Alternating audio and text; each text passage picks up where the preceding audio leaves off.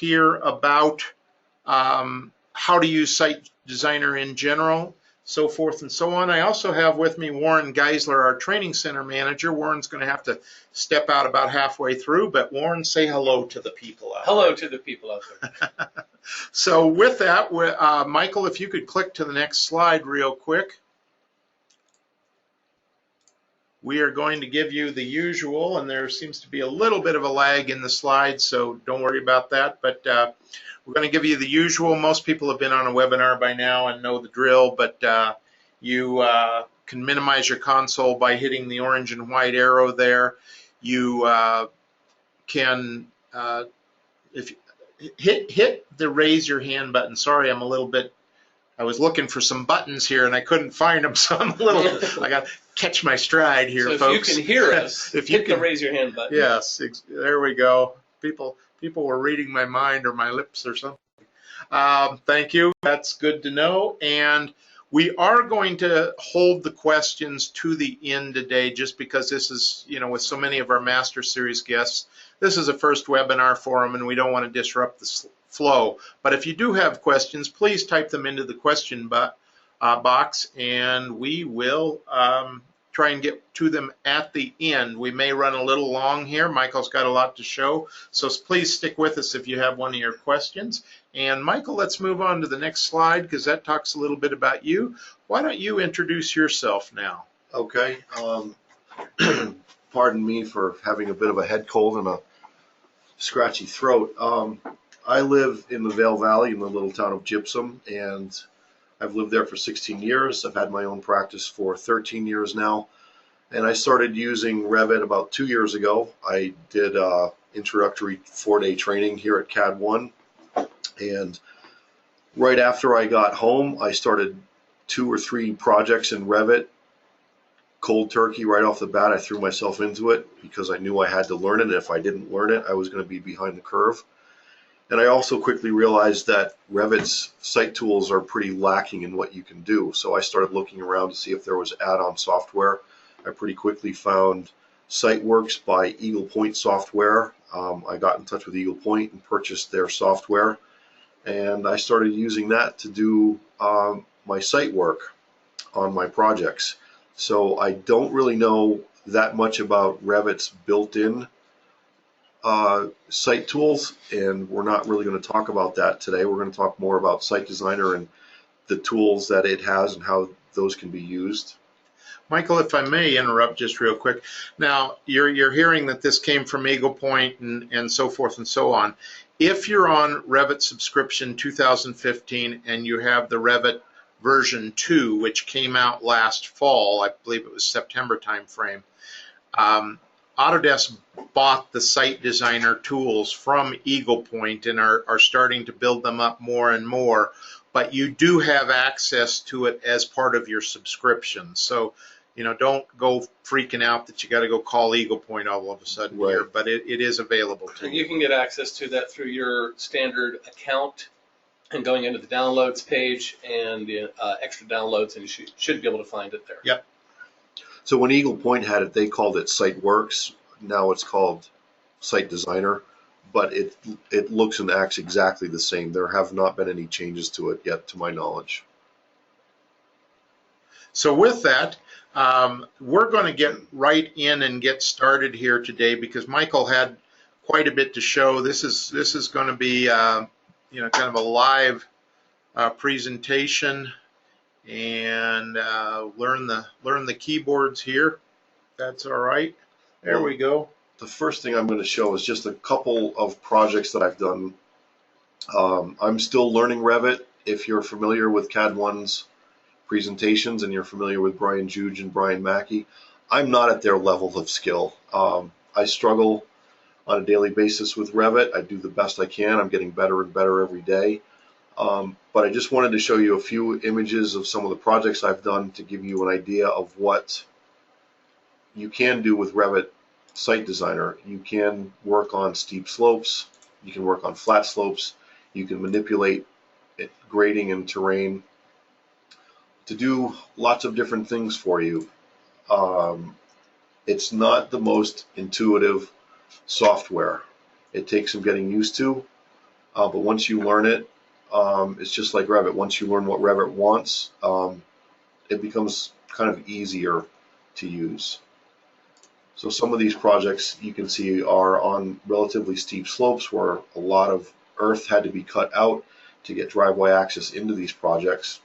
And I think one of the things that SiteWorks does really well is it allows you to cut and fill and manipulate grades very well. This particular project was a duplex on a relatively steep slope, and at the back or uphill side, we probably had to cut about 25 to 26 feet of earth out down to where the driveway level is, because this was just such a steep slope off of the edge of the road. So these are just images showing you what's possible. I'm trying to find the next set of images I wanted to show.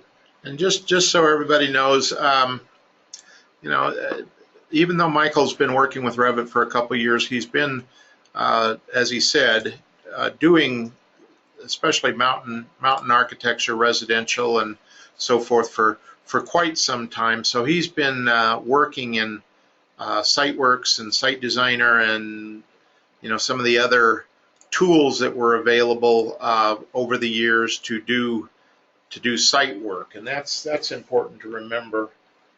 When I graduated in '92, and I've been working in the profession ever since. I've been in Colorado for 16 years, like I said, and I've probably worked on over 50 houses on my own and with other firms that I've worked for. So before I started using Revit and before I started modeling, I only knew AutoCAD, and I did everything two-dimensionally. So I learned how to grade steep slopes in two-dimension. When I got into 3D work with Revit, being able to see what I was grading became much easier, but I had to learn a new set of tools to be able to accomplish the same thing. So in some ways, it's easier to do grading in 2 dimensions because you're just drawing lines on paper.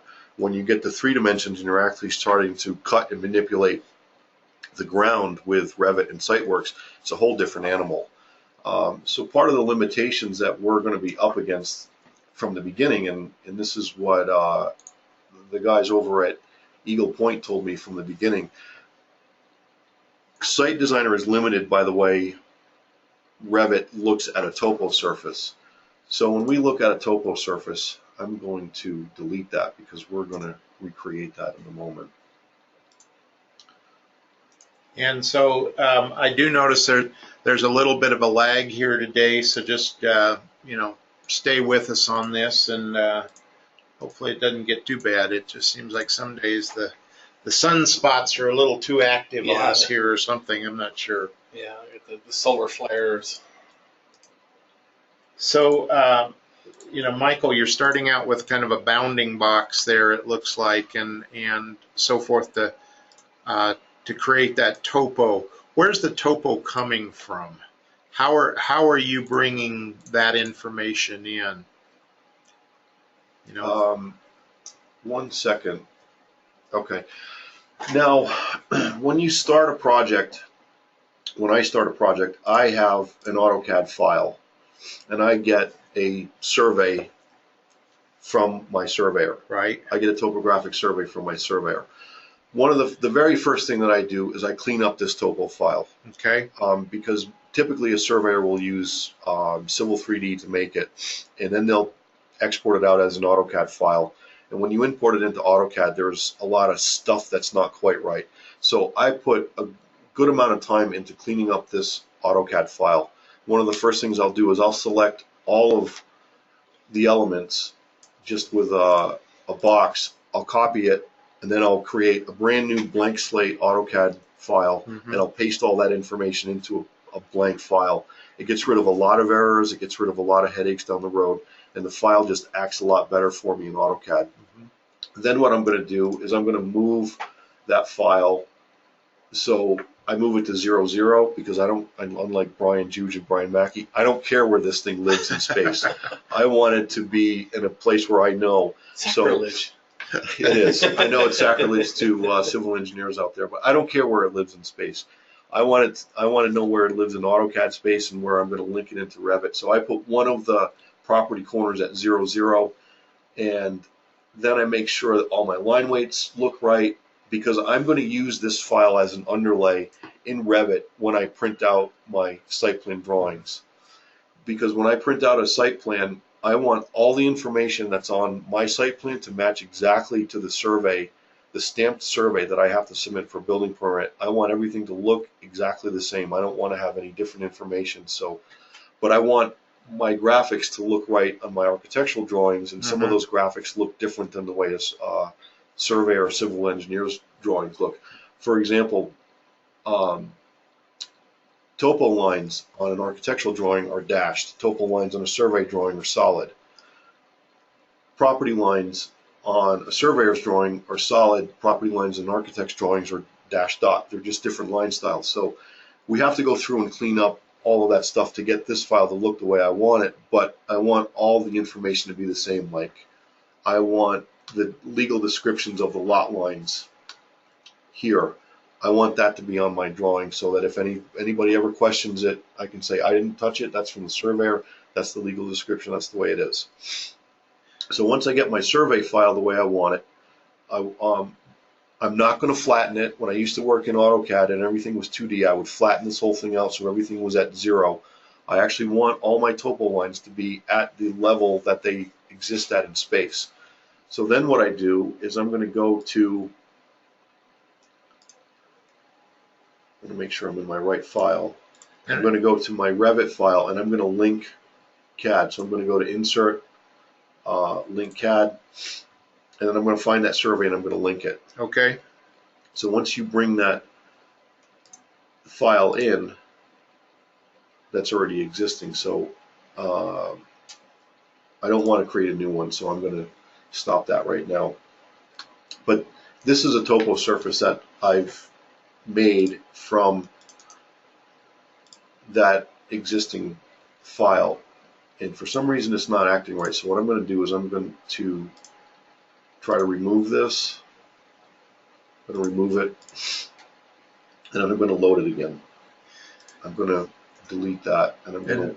While Michael's kind of getting that retooled there, part of the reason that, obviously so many surveyors, and for good reason, use Civil 3D, which is built on top of AutoCAD, but often, there's various reasons. I mean, there are workflows for bringing Civil 3D files certainly into Revit. You still have to do quite a bit of manipulation to get them the way you want to, but that's something you can do.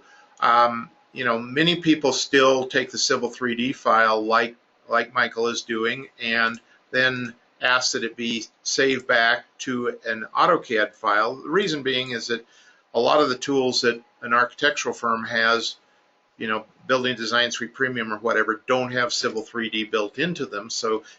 But you do have AutoCAD built into them. So you need the AutoCAD there to be able to manipulate that topo file if that's the workflow you're going to follow.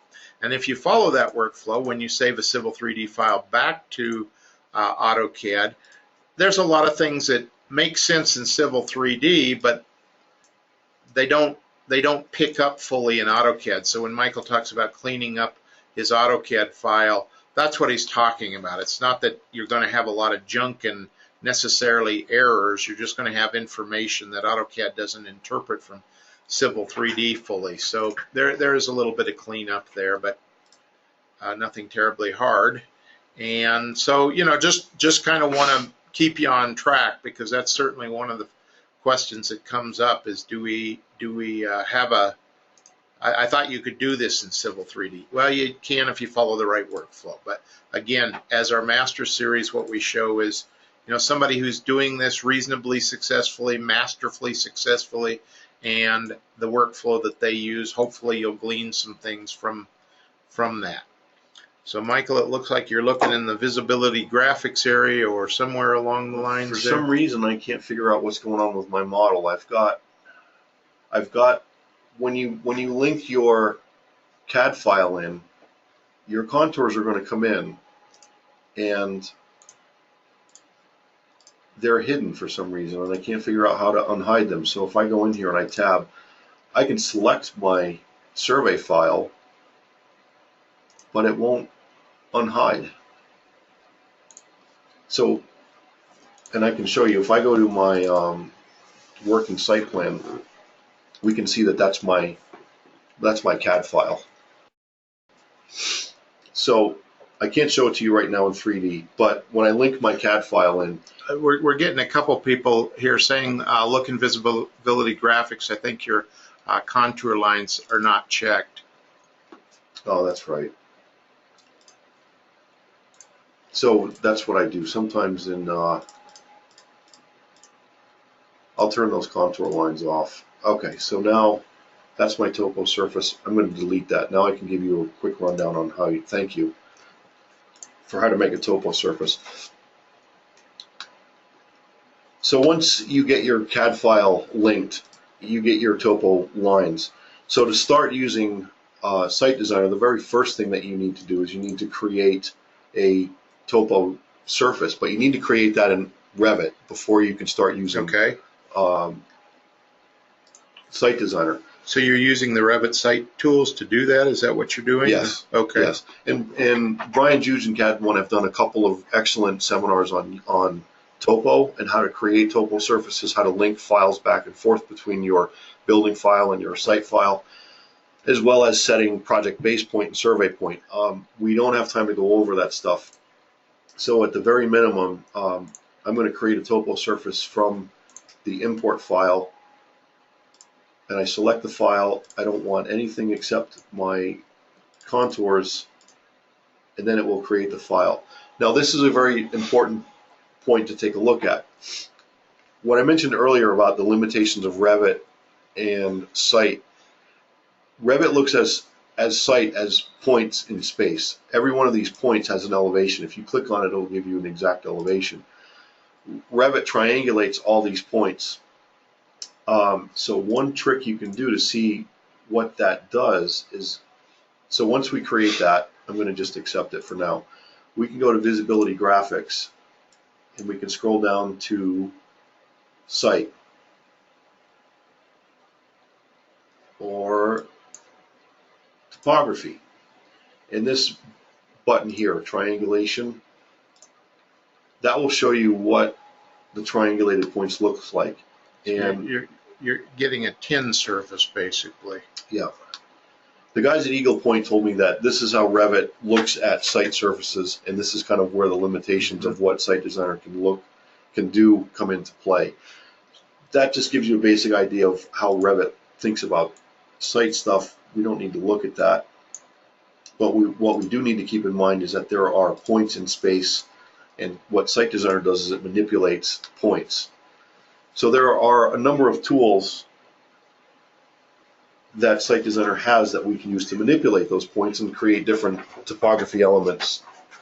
So when we go into Site Designer, there's two main tiles up here for our tools. One is called Locate, one is called Modify.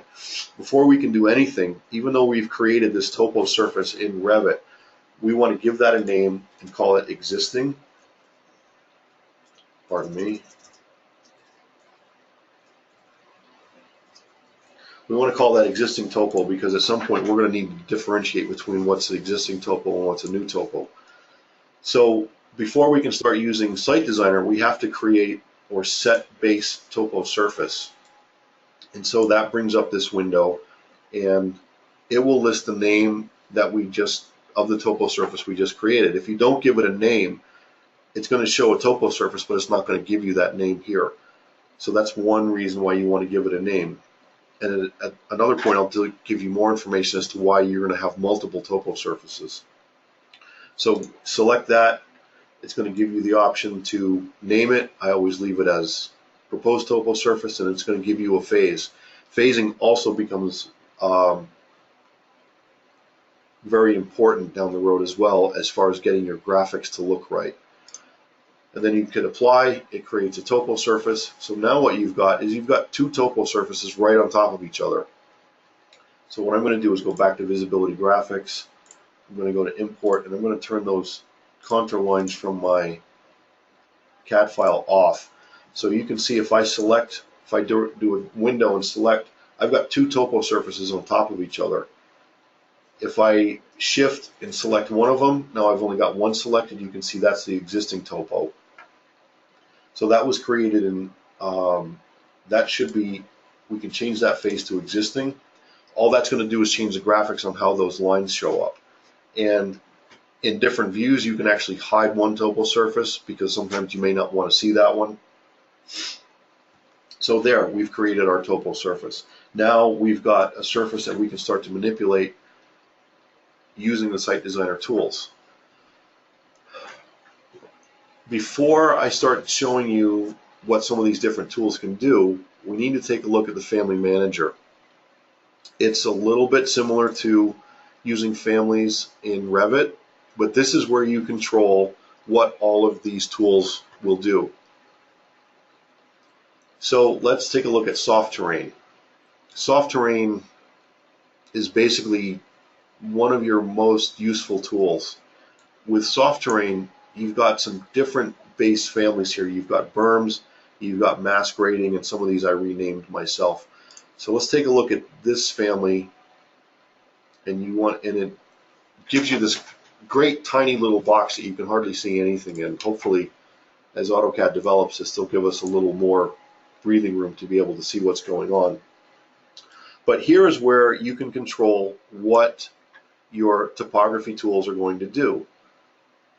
You can create new soft terrains, you can modify existing soft terrains, and what these do is it allows you to set your cut and fill, your slopes, berm width, things like that. So if we go into a vertical cut and fill, for instance, we can take a look at that, and if you double click or hit modify, you'll bring up yet another window. And here you can start to change these parameters. You can change your name, you can change left offset, right offset, cut slope, fill slope. Increments become very important, and I'll show you why momentarily. Down here where units are, you can change how the units are displayed. You can show them as degrees, you can show them as rise and run. I usually do degrees because my cut and fills are degrees. In previous versions of SiteWorks, you could not do a perfectly vertical cut. For whatever reason, they limited you to 89.999 degrees. You couldn't do a perfect 90-degree vertical cut. I think in the last version that they released, you can now do a perfect 90-degree vertical, which is nice because when you do a 30-degree cut, you're not going to have a few inches off of your foundation. Your slope increment or your projection increment gets to how many points are placed when you place a soft terrain. So I'm just going to leave that for 1 for now and hit OK. So that gives you a little bit of insight into your Family Manager. And you want to make sure when you make changes to it, you save it. You've got to go through a couple times to save it. I don't need to save that right now. So back to Family Manager, you can modify your parameters for soft terrain, for streets, retaining walls, sidewalks, parking lots, curbs, things like that. So let's take a look at what soft terrain does.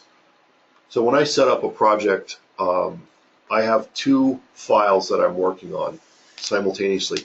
I'll have a site file and I'll have a building file, and I'll be running 2 instances of Revit at the same time. You can't have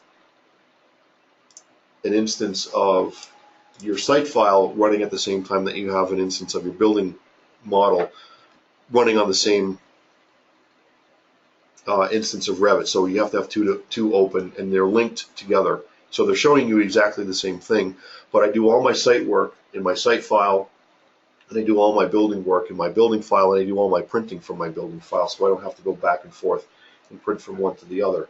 The other thing that I do is I set up a site plan for Truenorth, and again, you can see down here, this file is my linked CAD file, and this is set up for Truenorth, and this is the one that I will actually print from. My working view, I'll always set up to Project North. I'll rotate that so that one of my building faces is parallel to the closest north arrow. So now you can see I've got my building footprint. This is a very simple addition to an existing cabin in Summit County. It's on a very steep slope. The owners wanted to put an addition off to the side of the house. So in my phasing, you can see that the right side or east side of the project is the existing house. The west side is the proposed addition. So at one point we were looking at doing a garage on the underside of this addition. So I had to figure out, okay, Summit County's got guidelines as to what driveway slopes can be. The driveway slope and the length of the driveway is going to determine what my lowest elevation for the garage can be. Now there's a couple of ways you can do that. The site designer really will not figure very much out for you, so you have to do a lot of work yourself. You have to know how to grade if you're grading on steep slopes. However, there are a couple of little tricks that SiteWorks can do, and it will figure some things out for you, and I'll get to those in a second. But first I want to show you, what does a soft terrain look like? Soft terrains, when you click on this button, it's going to open up this dialog, and in here is where you select your family type. So remember, we were just looking back at Family Manager. Here is where you select your family, and then within that you can select your soft terrain type. For this demo, I'm just going to do a vertical cut with 6-inch ties, and you can set your elevations relative to the topo surface, or you can set it at a constant elevation. In this case, I'm going to set it at a constant elevation. I'm going to call it 8566 because this is in real elevation. I want to create a copy. I want to use a chain. So what this is referring to is you can do one of two things. You can use an existing host line, meaning that I've drawn all this line work on the ground, or you can draw this from scratch using Site Designer's own tools. I've never done this. It's clunky, it's complicated. I always do my line work first and then select that host line. I always also create a copy, and I'll show you why in a second. There's so many little nuances to this, and I hope I can get to everything. So once you do that, then you can select some lines to insert. Now I'm going to have to backtrack a little bit. Once you select those lines, you're going to see this dialog box. If you don't see this dialog box, it's not going to work for you. So the dialog box says, you selected a closed chain. Do you want the slopes projected inside? No, you do not. You want your grading to go from the lines that you selected outside. You don't want those grading to happen inside the box that you selected. So we set a base elevation. We selected a boundary for that grading to happen. We select no because we want it to go outside the box, not inside. And it will take a few moments, and it will modify the grade. So what we're looking at here is, remember, we're looking at two topo surfaces. If I select this topo surface out here, if you look over in your name on your properties dialog, you'll see that's proposed. If I select this one in here, because I just regraded that, that's actually selecting my survey. So you're looking at multiple survey lines, and that's where it might get a little tedious keeping track of what lines you're looking at. And what I want to throw in here real quick, there's been a couple questions, comments about the phasing. And this is, what you have to remember is this is a SiteWorks phasing, or the Site Designer phasing. So it's not the typical Revit phasing that you usually see. So just keep in mind some of that. Right. So let's go take a quick look at our 3D elevation. We just created this topo surface here. Now again, we're looking at two topo surfaces. So this is our proposed. I want to drag over, select shift, that's existing. I want to hide that one for now. Hide that element. Now we can see we just created a hole. If we go to the shaded view, we can see we created a hole that goes to China, essentially. So how is that useful? Well, like I said, you have to know how to grade, and you have to do a lot of line work to get your grading going. One thing I want to check is I want to check some elevations here. And then you can modify soft terrains. For some reason my elevations are not matching up.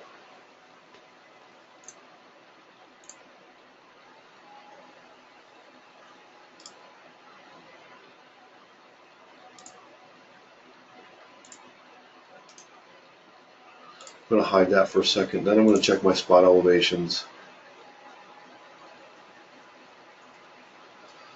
Okay, sorry for the lag here, guys. I'm going to re-show my AutoCAD surface, unhide. Okay, so soft terrain is just one of the tools that Site Designer allows you to manipulate the grade with. I use soft terrains probably more than anything else. I'm going to jump over to another project to show you a little more in depth about how you can use soft terrains. This is a duplex project, and if I go to my working drawing, Project North, and I start to zoom in here, you'll see that I've got a lot of line work in here. And this line work is all related to the excavation for the building footprint, as well as all of the grading that has to happen around the building. So when I start a project, the very first thing that I need to do is I need to locate where the garage elevation is going to be, or where the slab elevation of the garage relative to the street. That's all set by the length of the driveway and the slope of the allowable driveway. Two ways you can do that. One way I do it manually. I'll just lay out a center line of the driveway, and I will start to lay out what the grade is. If I know the first 20 feet has to be 4%, I'll start to lay out that grade and put elevations on here. And these are just text. These are not real spot elevations. Once I get to a point where I know my garage is, then I'll start to create soft terrains at the actual elevation that slab is. So I can show you by selecting a soft terrain. If I select that, you can see these corners are showing what the elevation of that cut is that I created with the soft terrain tool. That's based off of where my driveway is and how I get to that point.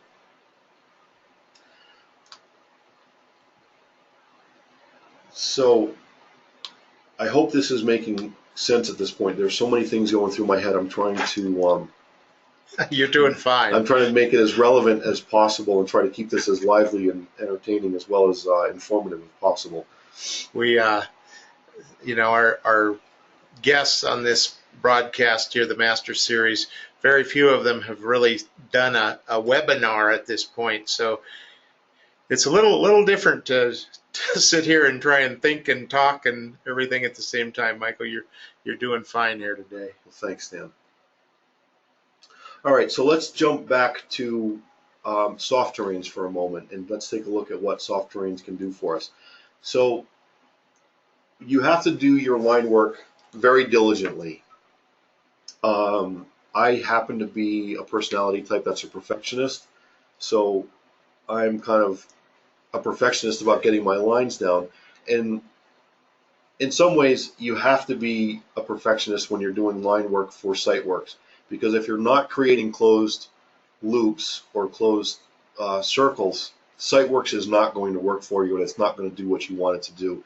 You have to think of it a little along the lines of if you're doing a floor or a roof in Revit and you're doing it by sketch in a floor plan. If your sketch isn't closed, Revit's not going to create a floor or a roof for you. It's going to give you an error. So you kind of have to think about creating your line work for soft terrains in a similar fashion. They have to be closed loops, and they get really fussy when you're doing two different soft terrains next to each other and how they overlap. So you have to be a little conscious about how and where they overlap. So what I end up doing... So if you had a driveway and, say, a berm next to it, you have to kind of watch that they don't Yeah. mushed together. Yeah. Or you'll, You can't really draw lines for different soft terrains right on top of each other. So if I zoom in here, I'm going to turn my line weight off while this one is right on top of each other. But what I do for line work, as you know in Revit, there's two different types of lines that you can draw. You can draw detail lines or you can draw model lines. Model lines are attached to a level. And when I create my site plan, I also create levels. So if I go to an east elevation, let's say, you can see, and I change the color so which drawing I'm looking at. The red lines are from my building model, and the green lines are the levels that are in my site plan. So I create different levels. Sometimes they'll correspond to the actual levels in my building model. Sometimes they may change.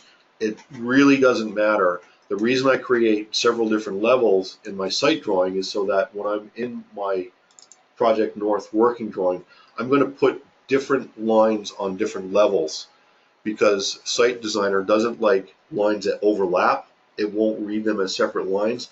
They have to either be separated vertically or horizontally. So you either have to offset them and overlap them by, say, a half an inch or an inch, or you have to put them on different levels and they can be separated by 1 feet, 2 feet, 10 feet, whatever your levels are set at. It really doesn't matter, because you have to do all of your site work in plan. You can't do it in a 3D view, or you can't do it in elevation. And Site Designer doesn't care what the elevation is of your line work that you've drawn. So if I select, say, this line, and we can take a look at it, it's set at a foundation level. It's actually set at a level. If I select this line, it's set at a level, but it's set at a different level, so there's an offset there. Another trick that I do is I'll go to my line work. Here we go. I'll go to my line styles. And when I was an AutoCAD user, I never used colors for line weights. I thought that was one of the dumbest concepts ever. I always used real line weights in AutoCAD. And so I've taken what I did for colors in AutoCAD was I used that to tell me what lines were on what layers, because layers are very important, making sure that you draw things on the right layer. I basically took that idea and I create different lines and give them a different color, so that I know one line color is for one soft terrain element, another line color is going to be for another soft terrain element. That just gives me a way to organize it and keep my different terrains separately. So how do I know I've got a closed loop? Well, you can highlight and then tab, and then you can select your lines. You can see that I've got a box with 4 sides. That's selected. This one, if I tab and highlight, I've got another box with 4 lines. Even though these lines here overlap, they're on separate levels, so Site Designer won't try to select all of these lines when I try to make one soft terrain just for this element here. If I zoom in a little closer, you can see that in this area, I did overlap my lines. And as Brian Juge has said many times, doing site work is more of an art, it's not a science. So if your soft terrains overlap by an inch, once you adjust your heights at that point, they're going to be the same. It will all grade out and it will be fine. So let's go back to the end of my driveway, and hopefully I get my elevations to work right now. So I can see on my topo, what I did was I took a spot elevation, I went over here, found out roughly where this topo is, and then I created a text note and I put the elevation in a text. I did that because Revit and Site Designer don't get along. They don't like each other. They don't like it when one program tries to make changes to another. So very important thing to make a mental note of. Once you start doing work in Site Designer on your Topo Surface, you cannot use any other tools outside of Site Designer to make any modifications to it. that's interesting. Yeah. So if you try to create spot elevations on a Topo Surface, and then you go to use a Site design tool, let's just, for example, pick this. See, I didn't get that window. This is going to give me a really funny result. it deletes that spot elevation that I just created. Uh-huh. For some reason, and I don't quite understand it, Site Designer does not like any annotation in the form of spot elevations or spot slopes. So if you put any spot slopes down here after you've graded and then you make a modification to your soft terrain, it will erase all of that stuff. So you have to make a mental note that it's going to erase any spot elevations you put down there. So when I'm putting spot elevations down for reference, I'm putting them in as texts so they stay there, so they don't get deleted. Now you can see I didn't get that window that I was looking for before. If we go to the 3D view, you can see that it's going to do some crazy cuts. It's just going to make some really, really bizarre things. So there's a couple ways you can get out of that. You can just simply undo it, or if you want to delete a soft terrain, you have to delete it within Site Designer. In the second window here, modify, it has the same commands, but this allows you to modify all of the Site Designer elements that you've created. I want to delete that one altogether, so I select delete, and it will delete that and revert the topo surface back to where it was as if I never created that.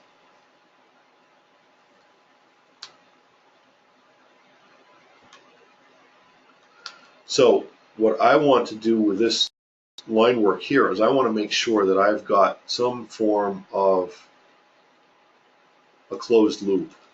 So if I highlight that line and tab over it and select it, you can see up here, this stuff isn't closed. I've got overlapping lines, and that's probably where that error came into play. So just as an example, I can clean that up by trimming these lines together. That breaks that chain between those lines. I can highlight, tab. Nope, I'm still not going to get that. All I'm going to do here for this demonstration is move that line off. I'm going to move that line off. And then if I tab again, these lines aren't connecting. See, this is really tedious stuff, and it's maddening, but you have to do it. You have to make sure that you get a closed loop.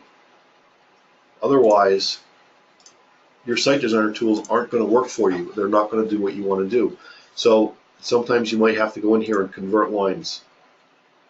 Maybe you've got some lines that were detail lines and some lines that were model lines. You want to make sure they're all model lines or all detail lines. I want to make sure that these are all, let's say they're detail lines. I want to make sure that they're all the same type of line so that they're the same color. So they're detail lines. I'm going to convert them to model lines because I want to show you one trick as well. So they're model lines. They also have a work plane. So you might want to change that work plane. Make sure that they're all on the same work plane. Doesn't matter what work plane there is, just make sure that they're all on the same work plane. Looks like I dropped a line. Yeah, I did. I'm going to convert these again. Make sure they're model lines. Make sure they're on the same plane. Let's highlight, tab. They're still not giving it to me. This can, honestly, this can be maddening. You have to get this right before you can start to do your Site Designer tools and make them work for you. There, now I've got it. Now I know that this soft terrain is going to work for me. I'm going to go back to my soft terrain. I'm going to pick a constant elevation of 8589. I'm going to create copy, use existing host line. I want to make sure its chain is selected. And I'm going to select that. Now I got this box that I want to see. Make sure it goes to the outside. And it will do some grading for me. Now if I go to my 3D view, hopefully that looks right this time. Yes, that looks right. If you're not seeing much in your hidden line view, go to a shaded view, and then you'll start to see where some of these things are working for you. So back to hidden line, I want to show you how to manipulate a topo, a soft terrain, and make it do something useful for you. there are limitations as to what you can modify. Once you select that modify command, you have to select a line that was created by Site Designer. Select it. It gives you this ability to modify it. So here you can do a few things. You can change elevations. This is really useful. So if you want to use this soft terrain as, say, a driveway entrance, and you want to change the slope here, maybe I want this first part to be 4%. I can select that, which represents percent. I can say 4 and select OK. It's going to regrade just this side for me, and it's going to change that elevation. So I know that this elevation says 89.6. I want this side to be 89.6 so that it's level from side to side. What Site Designer is going to do is it's going to change that slope as well. And if I want this elevation to be a little bit higher, or this one to be lower, because I want it to be at the driveway or the edge of the road, I can do that. I can change it to 89.9. You have to be really careful about making sure you get your numbers right. Where's the, oh, is that the, that's the dot. Different keyboard than I'm used to, excuse me. If you don't get your numbers right, you might get canceled out of a command that you put a lot of work into. So to get back out of a command, right click, cancel. You're going to go back to this menu, then hit apply. Site Designer is going to regrade this based on what you just told it to do. Go back to your 3D view. And that's such a small area, you may not be able to see exactly what happened, but we regraded this area to have a slope to it instead of being dead flat. One more thing I want to point out about line weights. There's so many little quirks here. If you go back to line styles, open this window or this tree, you're going to see some lines down here that all begin with SW. These are lines that SiteWorks, because these are some of my older files, they might actually be SD lines now. But these are lines that Site Designer creates. Don't play with these lines. Leave them as they are. They're lines that Site Designer uses for itself. So let's cancel out of that. Let's take a look at another tool because we're starting to run out of time. All right, back to Project North. Let's take a look at a feature line. A feature line is another really useful tool. Feature line is a line that you can also use line work for. So feature lines are less important to have on a level, so you can just use detail lines. And as an example, I'm just going to draw a quick little diagram here to show you how feature lines can work for you. What feature lines will allow you to do is, again, you want to make sure you've got continuous change there. So when you select feature lines give you a linear point interval. That linear point interval tells Revit how many points to put along a certain line, at what interval, whether it's 1 inch or 5 feet. The closer your points are together, the more accurate your grading is going to be, but it also increases the memory size, so it increases your file size, and that may slow your machine down. Elevation range, you can have a start elevation and a finished elevation. In this case, I want it to be the same. I want to check that elevation to make sure I know which elevation I'm putting it at. So that's 8604 and 8598. I don't care about that. Move back. All right. So I'm going to change this to 8604. 8604. That's just basically going to do a level line. You can also set it at a certain elevation above grade. You want to create copy, select a chain. And what you can do is then you select that line, and it's going to regrade the topo surface based on the parameters that you selected for that line that you just drew. If we go over to our topo surface or our 3D view, come on. we can see that over here it started to make some changes to the grade for us. But I have to backtrack a little bit. There's always a but. I'm going to undo that because there's another tool that I have to show you first. Back to selecting the Topo Surface and Edit Surface. Revit looks at this Topo Surface as a series of points. These points are always going to stay here. So in order to, before you can use this feature line tool, which basically sets at every interval, whether it's 1 inch, 5 feet, 12 inches, it's going to put a point at whatever elevation you specify along here. And then Revit's going to triangulate between all the points that were existing and all the new points. So Soft Terrain's got, or SiteWorks has this other tool called Point Wipeout. Again, I'm just going to come in here and make a detail line. I'm just going to select a big rectangle like this. And that's just going to be used as a host line. When I go to select Point Wipeout, let's just create a copy so it keeps that line there. Use existing host line. When I select that line, it's basically going to delete all of those points inside that. So far. So now if I go back to Edit Surface, you can see that inside that circle that or that rectangle I just drew, all of those points have gone away. So now if I go over to Feature Line, it remembered my settings from last time. If I select that host line again, it'll still put those points on there for me. And now I might get a more accurate representation of what I want that regrading to look like.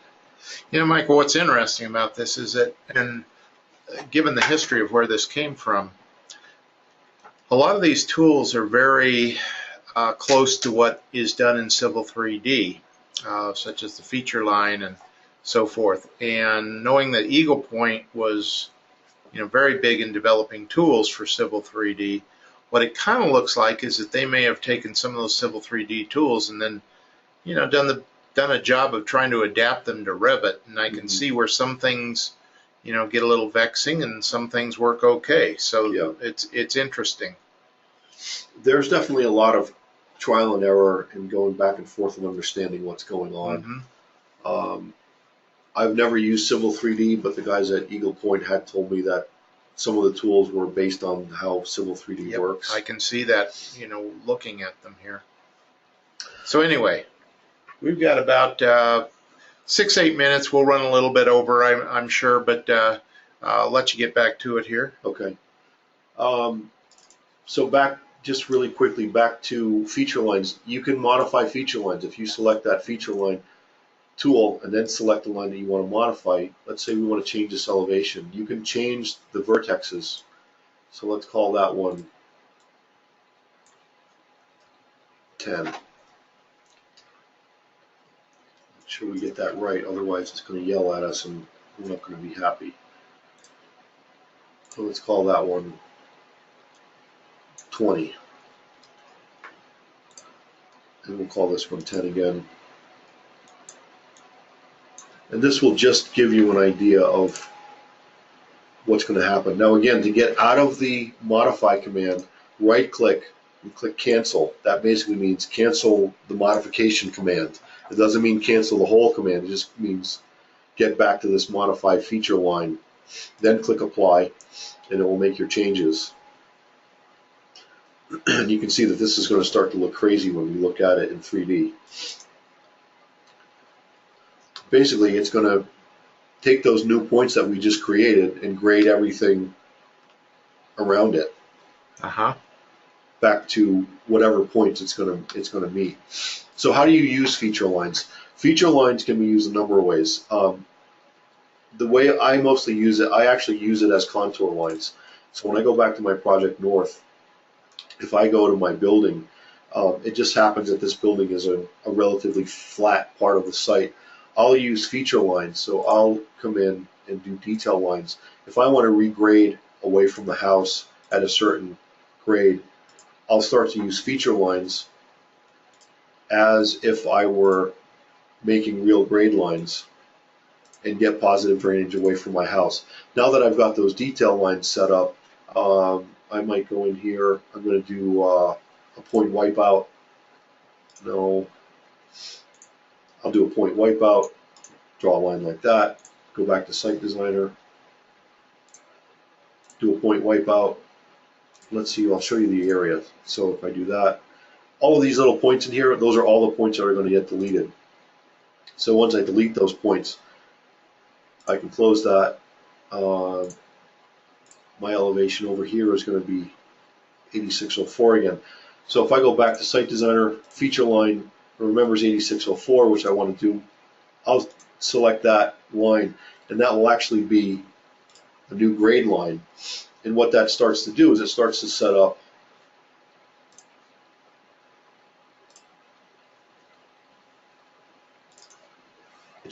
what my regrading is going to look like against the side of my house. So this area right here, you can see this is a very sharp, crisp line. That's a grade line that Site Designer just made.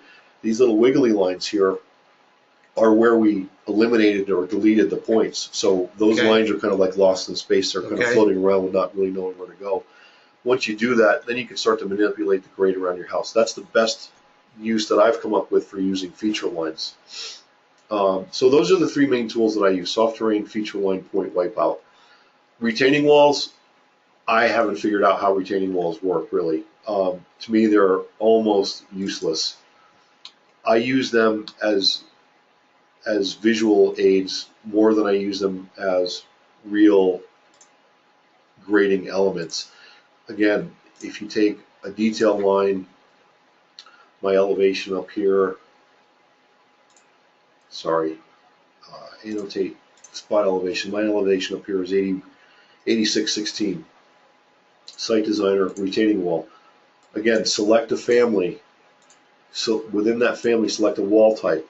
Let's just say this is a 6-foot wall, 2-to-1 slope, elevation 8616, chains, create copy. If I select that wall, it wants you to, which side do you want to grade it on?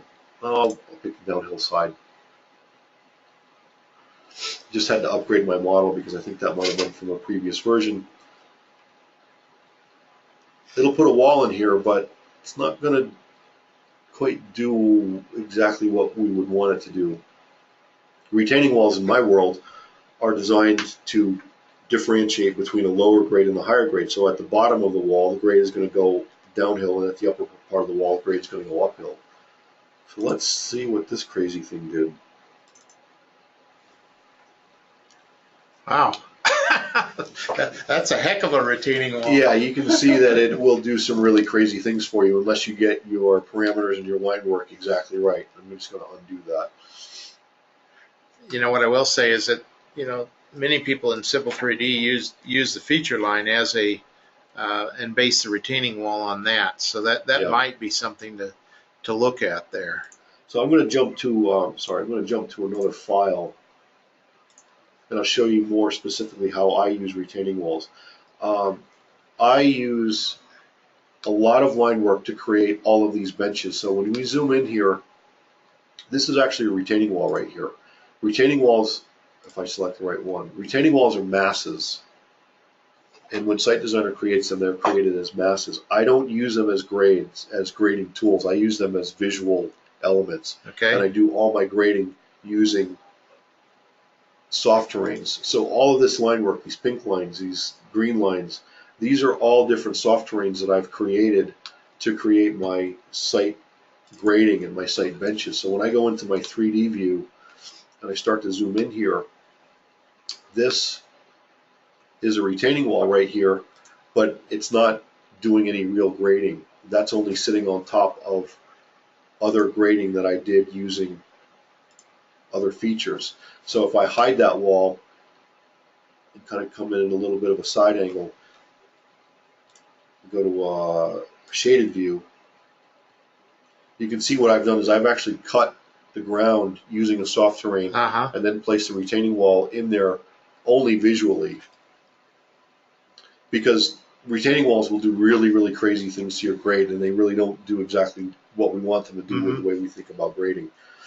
And I've seen other guys actually take a boulder family and place boulders in their site model, and that's a really good look. I haven't quite figured out how to master that yet. So play around with retaining walls and see if you can get them to do what you want. Another nifty little thing about retaining walls is since they are masses, you can give them a material. So just like any other Revit material, you can give it a material, and you can give it a stone pattern for its face, and you can give it a cut pattern, so when you do a site section, you can actually have some graphic. Yeah, so you can use it as a visual element, and Yeah. you can in the rendering and so forth. Exactly. Very nice. Well, we're kind of at the top of the hour, so there's a few of the tips of the Site Designer tools, and Michael, I know that you had quite a bit here today, so I want to thank you for coming in today, and I want to thank you for doing your presentation. Well, I just want to say it's my pleasure to be here because you and Ryan Mackey have done so much for our community and for me personally that if I can share a little bit of my knowledge and my experience to help some other folks out there, I'm more than happy to do it. So our community here, not only in Colorado, but the whole Revit community wouldn't be where it's at without the help of you guys. So anything that I can do, that's nice of you. I'm happy to do it. Could you switch over to the PowerPoint? We have a couple closing slides here, and then we will wrap up for today. Okay, so you know how to reach us. That we'll got a real lag there. There we go. You can like us on Facebook. You can Twitter us on Twitter, and you can link to us on LinkedIn, and all of these types of things. And so you know where to follow us. We do have a lot of kind of interesting articles and features and so forth posted on some of these sites, so be happy to do that. And let's see, Garfield asked real quick, how do you draw a spiral model line and get the topo to follow it? That might be a little more, Garfield, I'll tell you what, I'm going to take that offline because that's going to be a little bit of a challenge here, and what we'll do is we'll get an answer up to you on that. So that sounds more like that's going to be a Revit drafting. That's what question. I was going to say, yeah. So one thing to keep in mind is that when you're doing line work with a feature line, you cannot use splines. You can only use straight lines, and you can use arcs, but you cannot use a spline for a feature line, which is a real shame because splines you can do some really nice grading very easily, but for some reason Site Designer feature lines will not interact with splines. Well, I think what we're going to hope is that now that Autodesk does have, and I think you've done a nice job of actually using this and doing some nice work. This has been the biggest comment that so many of our users have, is that Site Designer has been a kind of a difficult tool to figure out and so forth. And you've obviously come up with some great projects, and I think our hope is that now that Autodesk has a hold of it, and over the next couple releases of Revit and so forth, that this will be improved quite a bit and made a lot easier to deal with. I know that over the next few months you're going to see, well, over the next year you're going to see 4 feature releases of Revit tools coming out, one a quarter. They're kind of switching things up. We'll move away from the annual big release into a feature set release. So stay tuned for that, and we will keep you posted. Michael, thank you very much for coming in today. My pleasure. And there was so much to cover here. I hope I was able to give some of you guys at least a start as to how to get started using Site Designer. It's taken me a couple of years to get where I'm at. Endless phone calls with Eagle Point. So keep at it. All right. Thanks very much. And we will talk to you soon. Bye now.